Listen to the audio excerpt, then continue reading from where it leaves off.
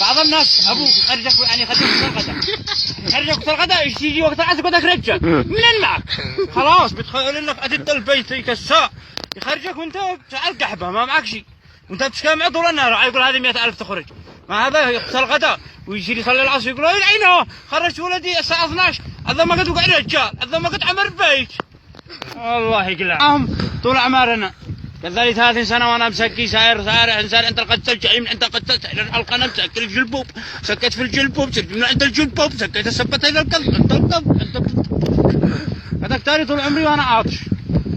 سدت حق التفاعل قاعدين كارهت المجرفه قاعدين كارهت قد المجرفه يوم رجمتني لا ما مسكتني قالت كم جاهتك وانت تتحملني شي معك خبر تغير هذا الموضوع اقسم بالله ما ابرك مني ادمي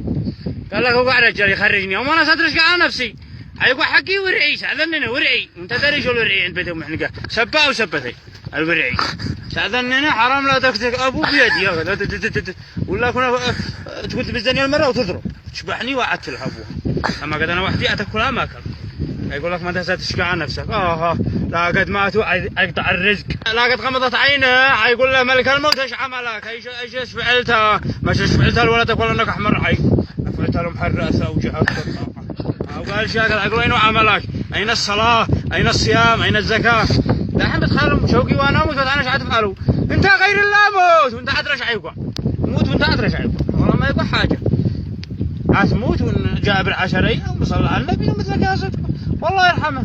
وقد انا مفجوع على نفسي من الموت انا تخيل ما مفجوع على ابي لا مات اذا عشت 30 سنه عيدير رزقي 30 السنه الباقيه لكن اشتراني يا علي لو انت بصوتني يا خايب علي